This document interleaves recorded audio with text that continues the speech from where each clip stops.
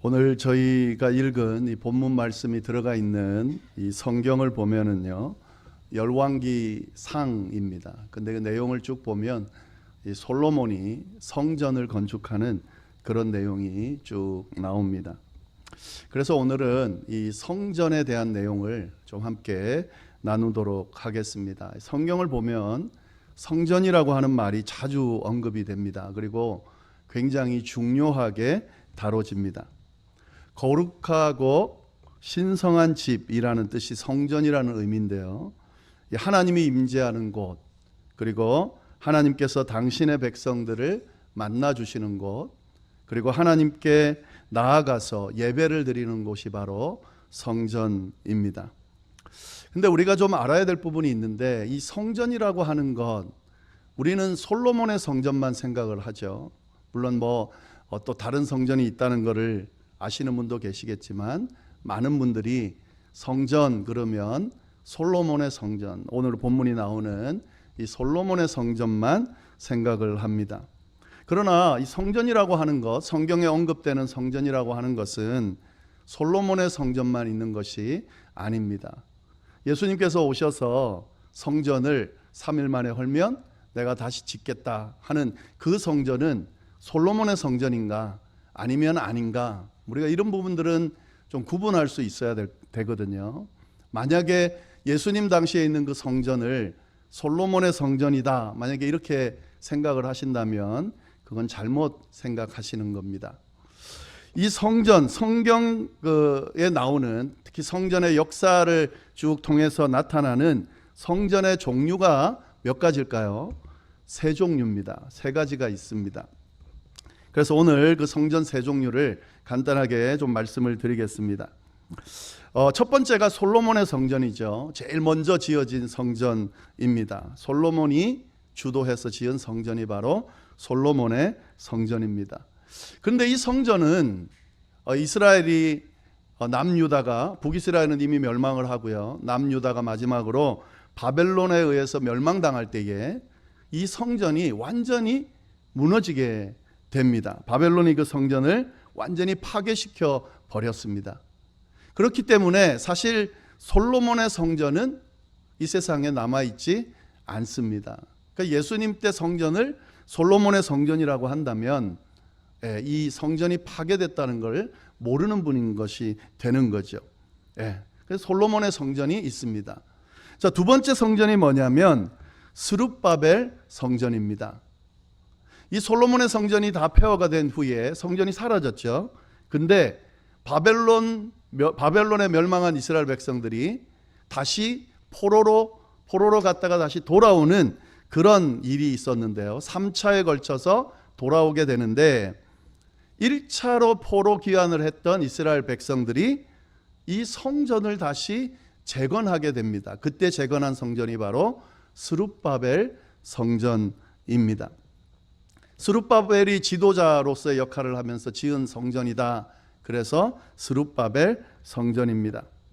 근데 이 스룹바벨 성전은 처음부터 완전히 시작부터 완성이 된 것은 아닙니다. 중간에 이 이스라엘 땅에 남아있던 사마리아 사람들이 반대를 해가지고 이 성전을 완성하지를 못합니다. 그리고 포로에서 귀환했기 때문에 자기들도 살아야 되잖아요.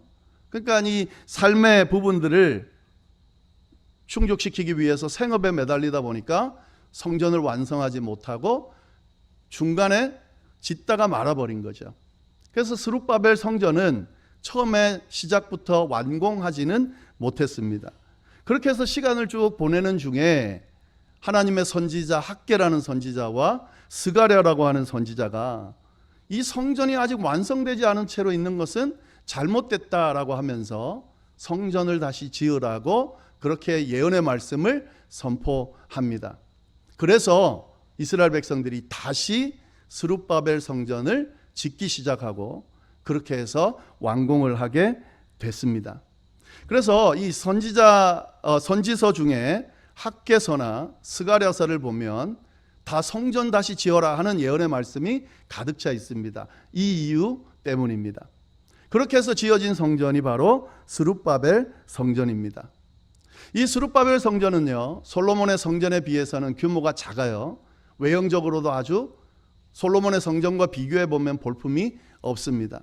그러나 어떤 의미가 있을까요? 솔로몬의 성전이 무너진 그 자리에 성전이 다시 재건되었다라고 하는 그런 중요한 의미가 있겠죠. 그래서 성전은 스룹바벨 성전이 또 하나 더 있습니다. 자, 그러면 또 하나의 성전은 뭔가? 헤롯 성전입니다. 이제 신약에서 우리가 볼 수 있는 성전인데요. 헤롯이 지은 성전을 말합니다.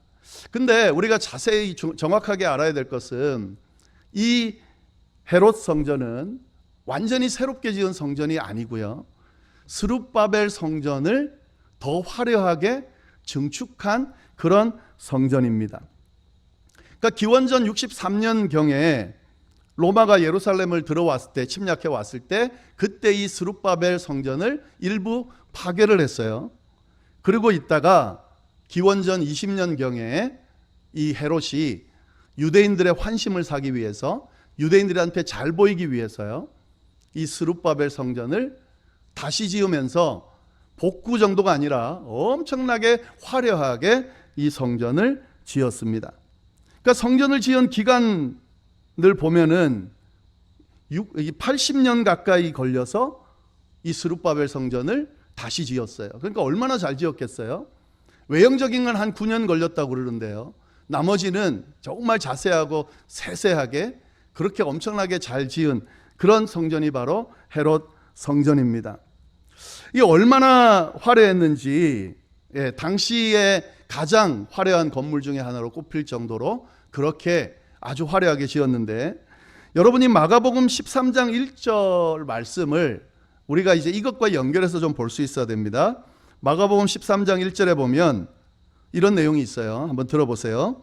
예수께서 성전에서 나가실 때에 제자 중 하나가 이르되 선생님이여 보소서 이 돌들이 어떠하며 이 건물들이 어떠하니까. 그러니까 지금 성전을 보고 제자들이 예수님께 이 성전이 어떻습니까? 라고 이야기를 하고 있는 거죠. 다른 번역에는 뭐라고 되어 있냐면 이렇게 되어 있습니다. 선생님, 저것 좀 보십시오. 성전을 보라는 거죠. 저 돌이 얼마나 웅장하며 건물이 얼마나 볼만합니까? 이게 감탄하는 말이에요. 그러니까 제자들이 보기에도 화려하고, 물론 그때는 지어지고 있는 때였지만요, 그때만 해도 완성이 되지 않았음에도 불구하고 헤롯 성전은 아주 화려하고 웅장한 그런 성전이었다라는 사실을 알 수가 있습니다. 그래서 예수님 당시에 있었던 성전은 바로 이 헤롯 성전이에요. 솔로몬의 성전이 아닙니다. 스룹바벨 성전이 좀 증축된 거라고 보시면 되겠습니다. 그래서 이 성전에 대해서 헷갈리시면 안 되는데, 그런데 이 헤롯 성전은 그렇게 화려하게 지었음에도 불구하고요, 6년 정도 됐을 때에 로마에 의해서 완전히 파괴됩니다. 예수님이 뭐라고 예언을 하셨냐면, 저 성전을 보면서 돌 위에 돌 하나도 있지 않게 무너질 거다, 이렇게 예언을 했는데, 예수님의 그 예언대로 이 헤롯 성전이 완전히 무너졌습니다. 정말로 흔적도 없이 무너졌어요. 돌 위에 돌이 없을 정도로 무너졌습니다. 근데 그 이제 역사적으로 왜 이렇게 됐을까? 이렇게까 보통 흔적이 남잖아요.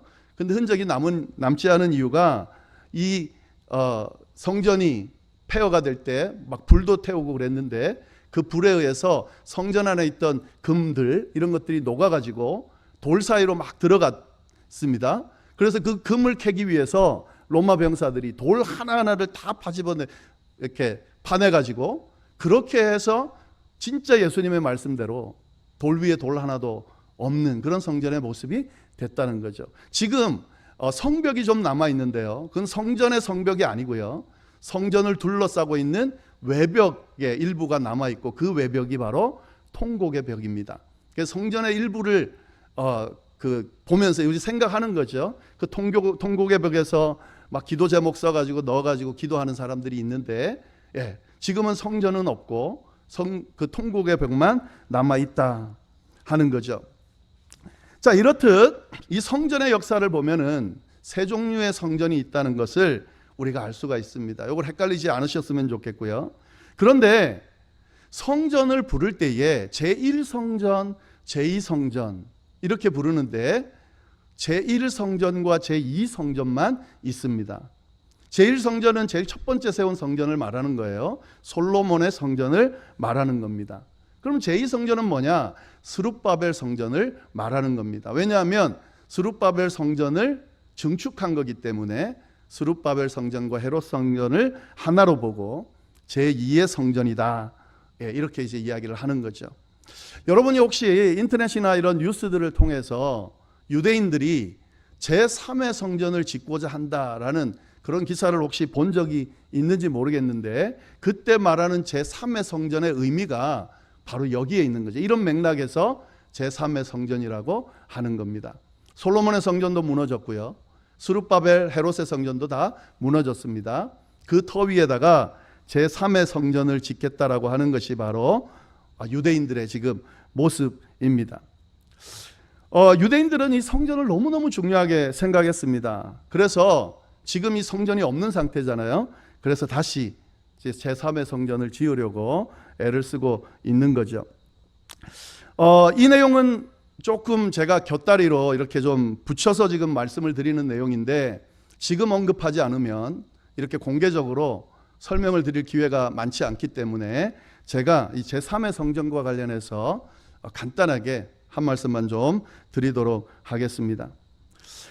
이 유대인들은요, 이 성전이 있어야 되는데 성전이 지금 없는 상태를 굉장히 불편하게 생각하고 있고 또 하나님이 성전을 지으라고 하신 이 구약의 말씀에 있는 내용을 가지고 성전이 없는 것에 대해서 하나님의 말씀을 이행하지 않고 있다고 생각하고 제3의 성전을 지으려고 지금 애를 쓰고 있습니다. 근데 그 성전이 어디에 지어져야 되냐면 아무 데나 지어지면 안 됩니다. 예루살렘에 있는 솔로몬의 성전이 있던 그 자리, 스룹바벨의 성전이 있던 그 자리, 헤롯의 성전이 있던 그 자리에 제3의 성전을 지으려고 하고 있다는 거죠.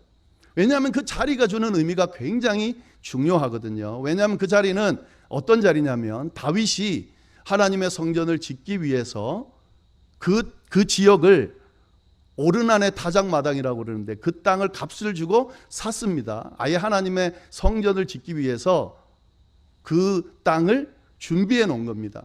왜 그 땅이 중요하냐? 그 땅이 어디냐면요, 아브라함이 이삭을 제물로 바치기 위해서 번제단을 쌓았던 자리가 바로 그 자리입니다.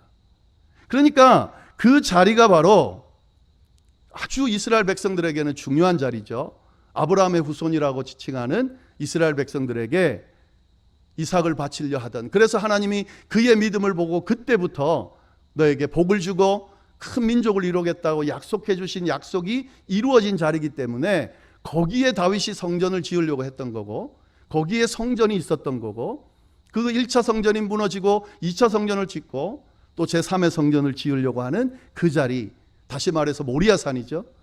예루살렘 그 자리죠. 그 자리에 성전을 지으려고 하고 있다는 거죠. 근데 문제가 있어요. 이 제3의 성전을 유대인들이 짓고 싶으면 금방 지어도 되는데 아직도 못 짓고 있습니다. 왜냐하면 거기에 어떤 건물이 들어서 있냐면 이슬람 사원이 들어가 있어요. 황금돔이라 그래서 이슬람 사원이 크게 자리 잡고 있습니다. 옛 성전 그 터에 이슬람 성전이 차지를 하고 있습니다. 지금 유대인들은 이 자리를 탈환을 해야 돼요. 이슬람 그 사원을 없애야 제3의 성전을 지을 수 있잖아요. 근데 이게 쉬운 일이 아니에요. 왜냐하면 이슬람 사람들에게 있어서 이 지역도 성지이기 때문에 그렇습니다. 이 자리가 어떤 자리냐면 이 이슬람의 창시자인 모하메드가 거기서 승천을 했다는 전설이 있어요. 그래서 거기를 성지로 사원을 지어 놓은 거예요. 그리고 그 사원 안에다가 어떤 그걸 만들어 놨냐면요, 아브라함이 이삭이 아니라 이스마엘을 바치려고 하던 자리다라고 하는 기록을 세워놨습니다. 이스마엘이 누구냐면 아브라함의 처다들이죠. 예. 아브라함의 그 아내의 하녀와 결혼한 게 아니죠. 잠자리에서 낳은 이스마엘이죠. 이스마엘의 후손이 바로 아랍 사람들이거든요. 그러니까 이 이슬람권에서도 이 지역은 너무너무 중요한 성지거든요. 이들도 아브라함의 후손이라고 생각을 하거든요. 그러니까 이걸 내놓지 않겠죠. 만약에 이스라엘이 이 자리를 탈환하기 위해서 그 돔을 없애거나 아니면은 뭐 어떤 그 물리적인 힘을 가지고 제거한다. 그럼 어떻게 될까요? 이슬람 인구가 지금 전 세계 20억이라 그래요. 근데 이 20억이 전부 성지로 생각하는 걸 없애는 거예요. 그러면은 이스라엘은 누구와 싸워야 되냐면 이슬람 20억 인구와 싸워야 되는 그런 아주 정치적인 그런 상황 가운데 있습니다. 근데 그럼에도 불구하고요, 유대인들은 이곳에 제3의 성전을 지으려고 애를 쓰고 있다 하는 거죠. 물론 유대인들 중에서도 반대하는 사람들이 많습니다. 왜냐하면 이걸 하겠다라고 하는 건 이슬람하고 대대적인 전쟁을 치르겠다는 건데, 그러면 뭐 3차 대전 이상의 전쟁이 일어나겠죠. 그거를 반대하는 사람들이 있음에도 불구하고 이 유대인들은 이곳에 제3의 성전을 지으려고 애를 쓰고 있다 하는 거죠. 왜 그렇게 이 성전을, 제3의 성전을 유대인들은 그곳에 지으려고 할까? 이걸 하나님의 명령으로 보기 때문에 그렇습니다. 그리고 한 가지 중요한 이유가 있어요. 그 중요한 이유가 뭐냐면 그 성전에서 메시아를 기다리겠다는 거죠. 유대인들은 아직 메시아가 왔다고 생각하지 않습니다. 예수님을 메시아라 생각하지 않습니다. 그렇기 때문에 그들은 아직도 메시아가 올 거라고 기대하고 기다리고 있어요.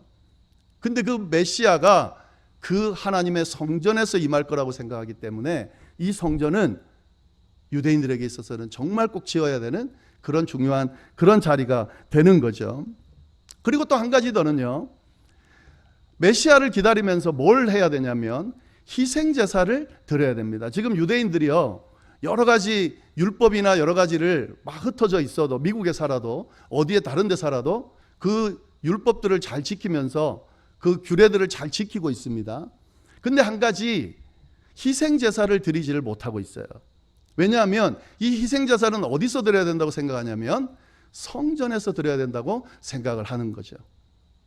로마가 헤롯 성전을 완전히 제거한 이유 중에 하나가 이 로마 황제를 존경하게 하기 위해서 유대인들에게 뭘 금했냐면 희생 제사를 드리는 것을 금했습니다. 근데 이게 유대인들에게 용납이 안 됐던 거예요. 그래서 이 유대인들 중에 급진 유대인들이 엄청나게 분기해가지고 일어난 거죠. 그래서 이거를 폭동으로 보고 로마가 아예 예루살렘에 있는 성전 자체를 완전히 없애버린 겁니다. 그러니까 지금 어떤 상황이냐면요, 유대인들은 희생제사를 드려야 하는데 이 희생제사를 드릴 성전이 없는 거예요. 희생제사를 드리면서 메시아를 기다려야 되는데 희생제사를 드릴 장소가 없기 때문에, 또 더 나아가서는 희생제사를 드리며 메시아를 기다릴 수 없기 때문에 이렇게 성전을 짓겠다라고 그렇게 하는 거죠.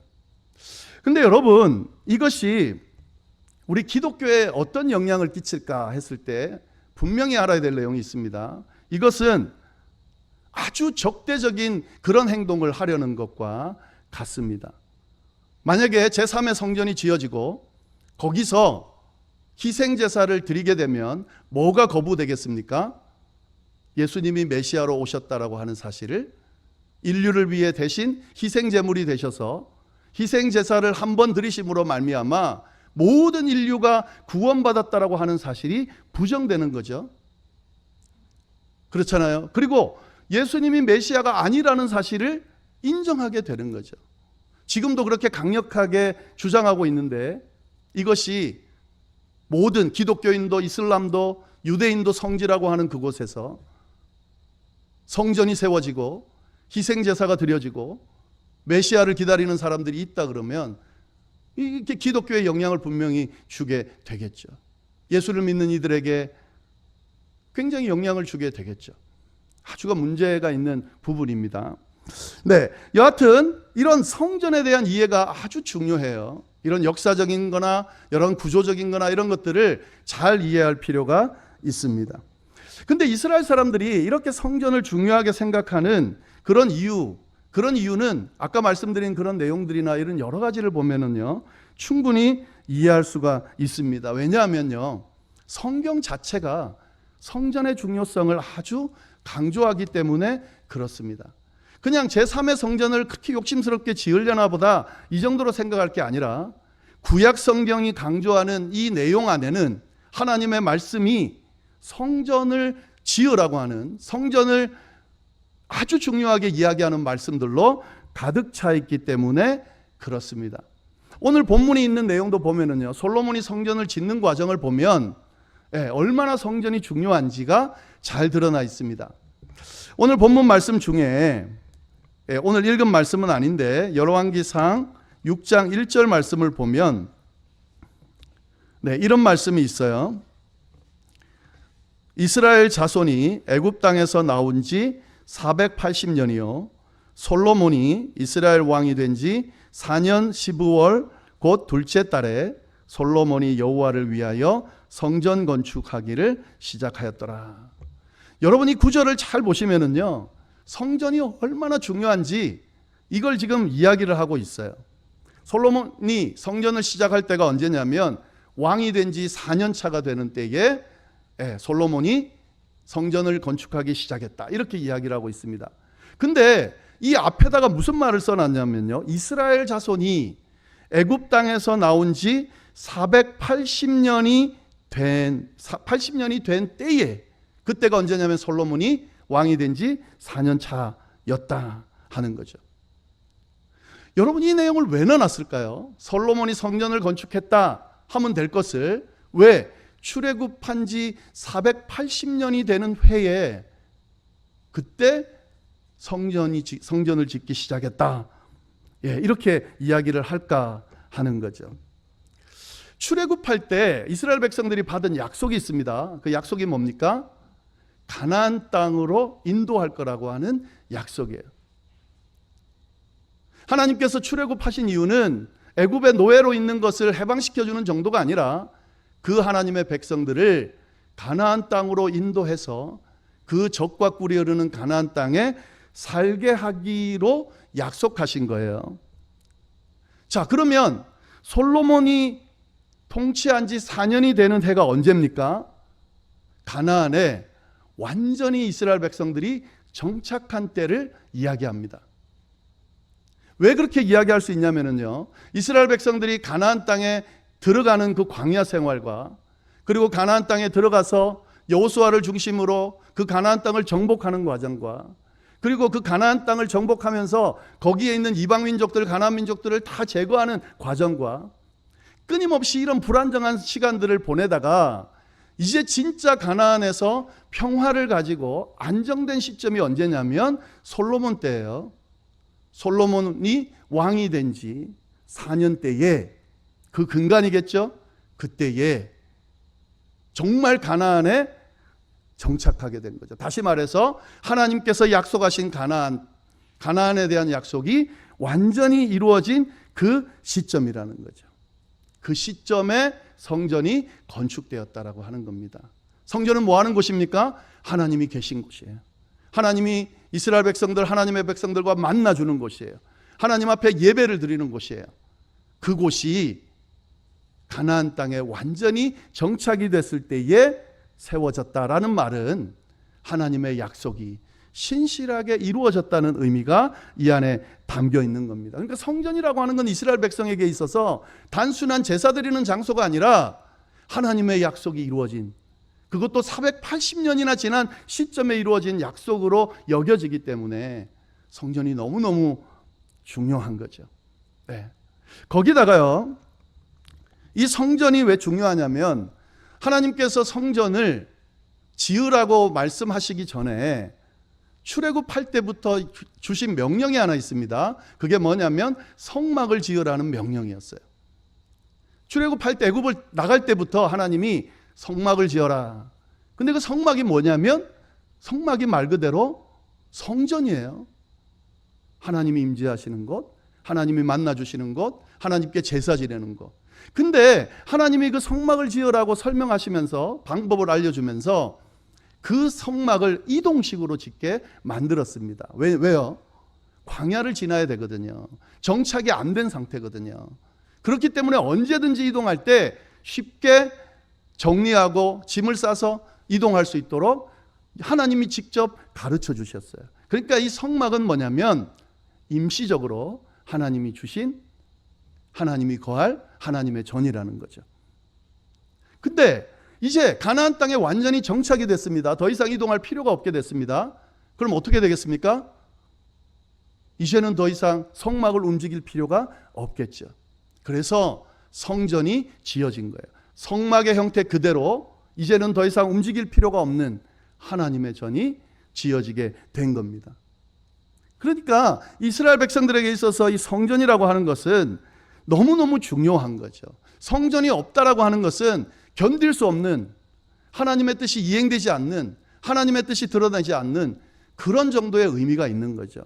그래서 저렇게 성전을 지으려고 길을 쓰고 있는 겁니다. 충분히 이해할 만합니다. 자, 그러면 우리 기독교인들은 왜 그럼 성전에 대해서 이 유대인들처럼 그렇게 중요하게 그 정도로까지는 생각하지 않을까? 그게 오늘 말씀의 이유입니다. 오늘 말씀이 이 성전이 갖고 있는 진짜 의미를 알려주기 때문에, 우리는 이 말씀을 믿기 때문에 유대인들과 다른 그런 이해들을 하는 거죠.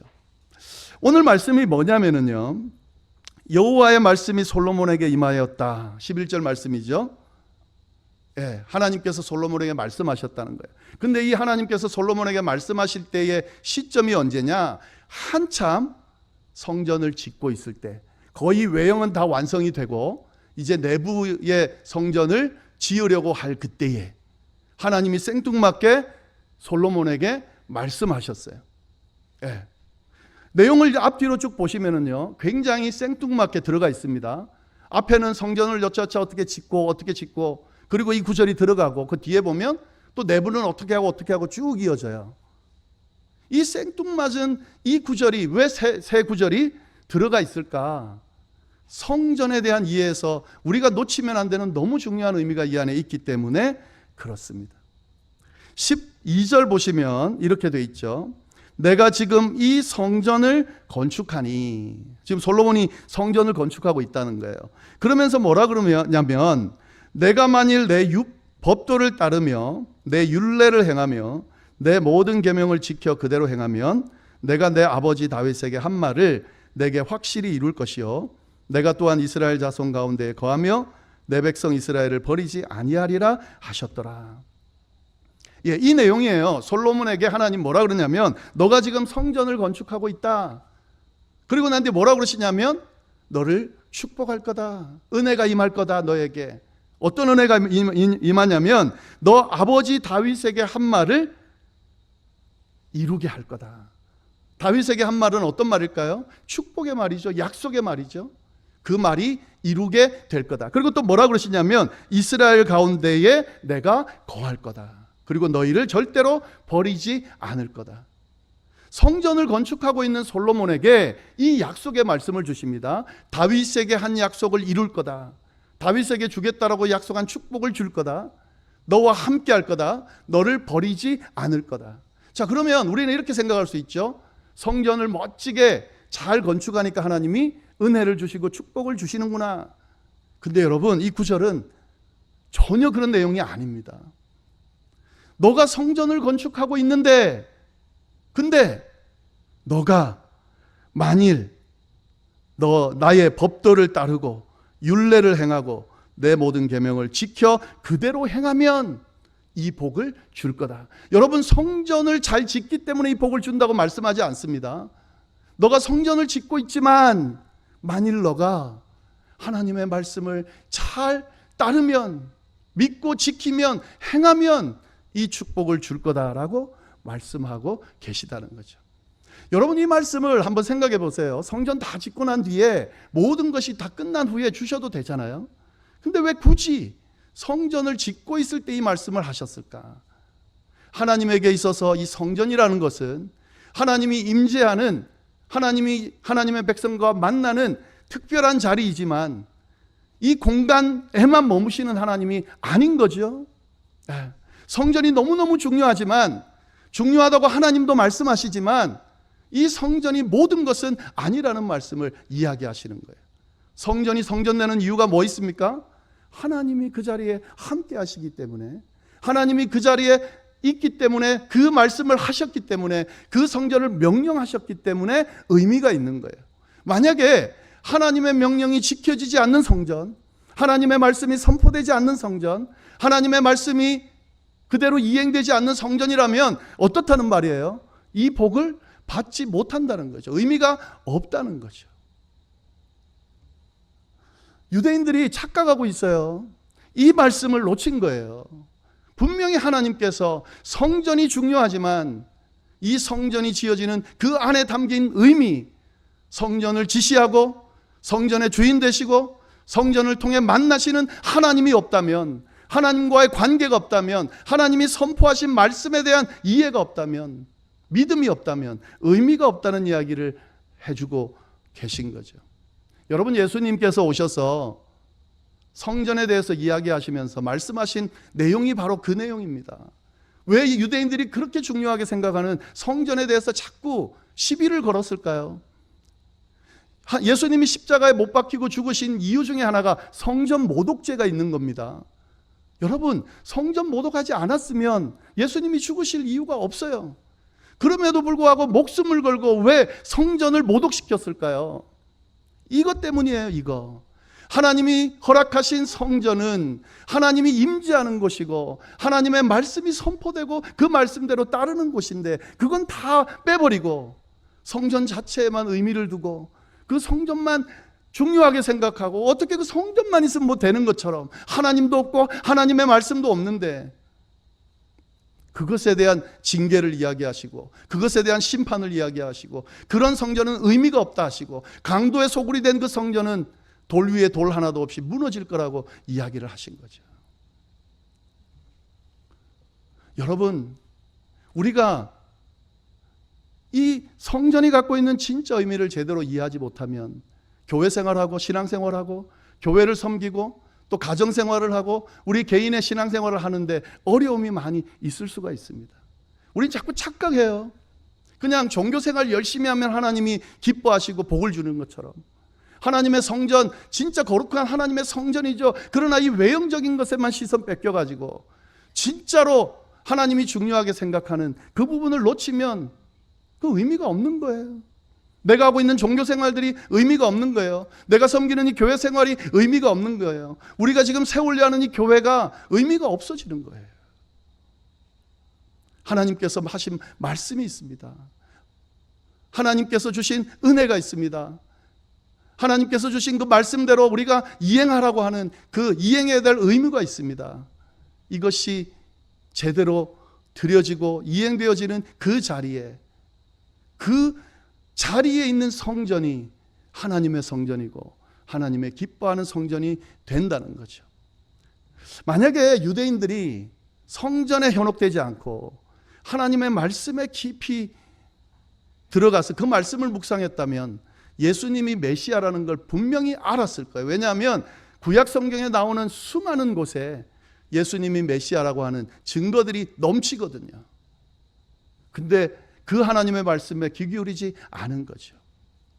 예수 그리스도를 통해 주시는 구원의 은혜와 복음의 의미를 하나님의 말씀을 통해 충분히 알았을 것임에도 불구하고 그들이 그 말씀을 제대로 이해하고 깨닫고 이행하지 못한 거죠. 외형적인 성경, 형식적인 것들 이런 거에 매이다 보니까 결국에는 아직도 메시아를 기다리는 제3의 성전이나 지금 지으려고 하는, 예수님께서 오셔서 우리 모두가 성전이라고 말씀하시고 희생제사는 더 이상 드릴 필요가 없다고 분명히 선포하셨음에도 불구하고 아직도 희생제사를 드리며 해결되지 않은 죄 문제를 가지고 하나님 앞에 씨름하고 있는 그 모습을, 너무 안타까운 거죠.